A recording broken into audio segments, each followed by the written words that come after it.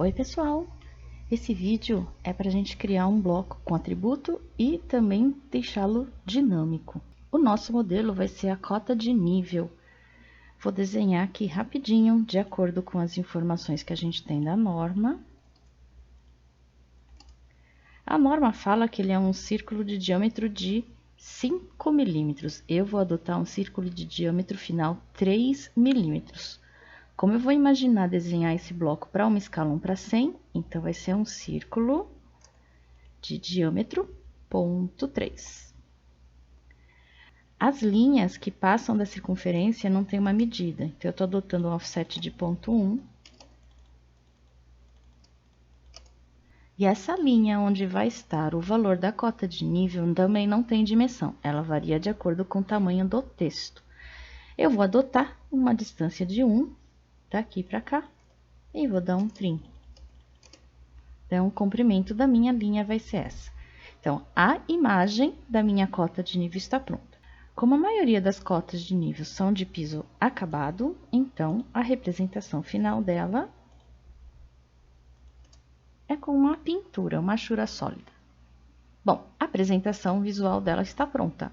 Eu preciso agora pensar no texto. Só que esse texto é um texto especial, é um atributo, é uma informação que vai variar a cada momento que eu for inserir esse bloco. Então, eu preciso preparar esse atributo. Venho aqui em definir atributos e preencho essa caixinha. Aqui são os modos de apresentação do atributo. Nesse caso, eu quero que o meu texto fique posicionado de forma constante, porque eu vou definir um bloco dinâmico nele. Vou fazer com que essa linha, essa posição de texto fique variável. Para isso, eu preciso que o texto fique acompanhando a minha linha. Então, eu vou deixar ele posicionado sempre no mesmo lugar. Tag é do que se trata a minha informação do atributo, nível. Prompt é a pergunta que vai aparecer para a gente saber o que responder. Qual o valor da cota de nível? Default seria uma opção para aparecer de forma automática. Vou deixar vazio.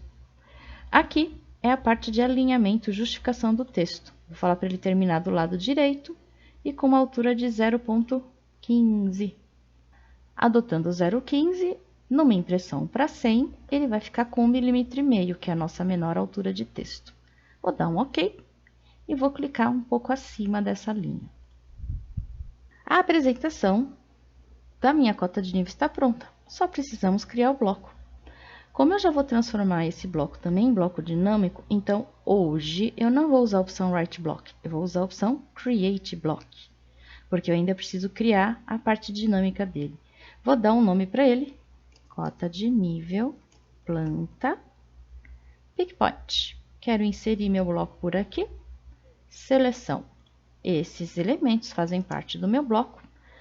Vou converter a bloco e metros e vou pedir para ele já abrir no meu editor de blocos. Ok.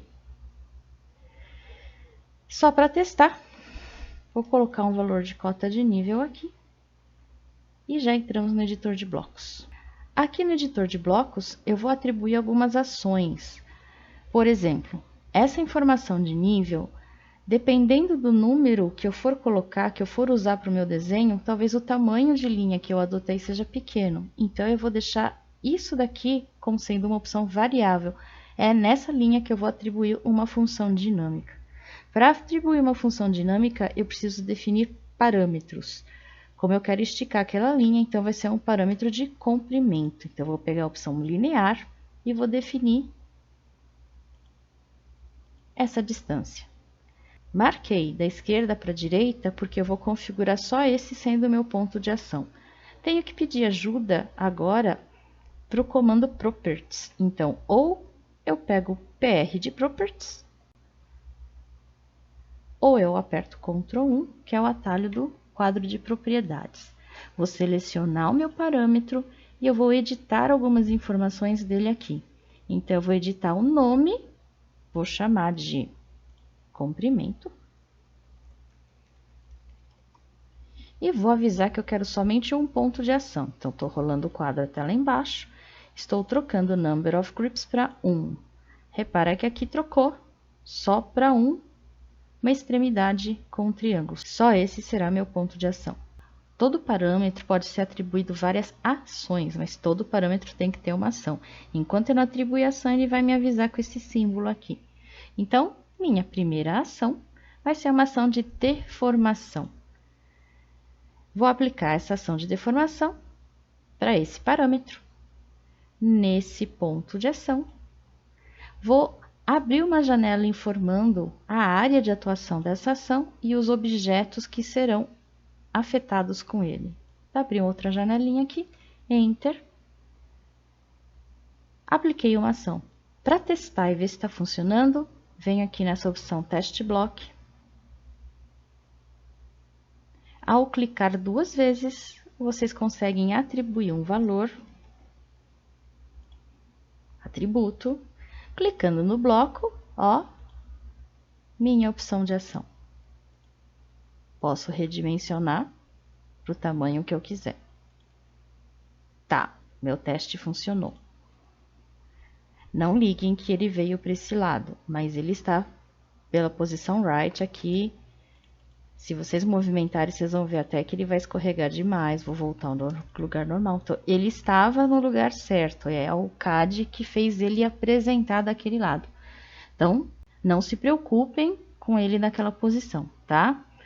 Bom, o que eu vou fazer agora? Para essa ação aqui, aplicada, vocês repararam que eu consegui mexer para qualquer lugar. Eu vou definir algumas restrições para este parâmetro. Minhas restrições de valor. Ele está sem nenhuma restrição. Eu vou definir aqui uma restrição de incremento. Eu vou falar de qual é o valor que ele vai conseguir aumentar ou diminuir. Vou adotar aqui 0,05. Eu consigo redimensionar a minha linha, o posicionamento dela de 0,05 em 0,05.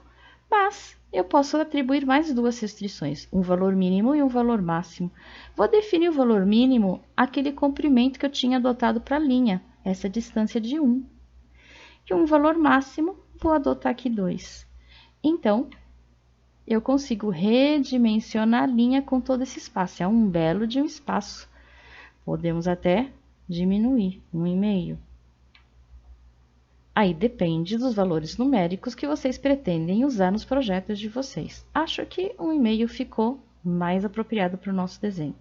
Vou testar. Teste Block. Vou clicar 2 vezes só para vocês visualizarem o valor numérico. Editei o atributo, cliquei nele. Ó, consigo redimensionar nesses valores estipulados no meu incremento. Fácil. Vou voltar aqui, Close Test Block. Não reparem que ele está do lado direito, ele está perfeito. É só o CAD que não conseguiu reposicionar visualmente no lugar certo. Vou deixar ele aí. Vou colocar mais um parâmetro aqui, vou fazer uso de mais um parâmetro aqui, o de visibilidade. Por quê? Eu tenho 2 tipos de cota de nível em planta. Aquele que ele mostra as achuras, que é o piso acabado, e aquele que ele não mostra as achuras, que é o piso em osso. Vou clicar perto da circunferência e apareceu esse parâmetro aqui. Nesse caso, eu não preciso atribuir ação, eu só preciso configurar algumas informações. Eu venho aqui, estado de visibilidade, e falo para ele quantos estados de visibilidade eu tenho. Vou renomear esse primeiro. Vou chamar de cota de nível em osso. Vou criar mais um. Cota de nível acabado. Ok. Meus 2 estados de visibilidade estão aqui, ó. Agora eu só preciso definir como esses desenhos vão se comportar para cada um deles. No caso do piso acabado, está perfeito. Então, vou trocar para nível em osso. Vou usar essas ferramentas. Essa torna o objeto invisível, essa torna o objeto visível e essa deixa visualizar os invisíveis ou não. Então, peraí, estou em osso, vou deixar invisível as achuras. Enter. Sumiram.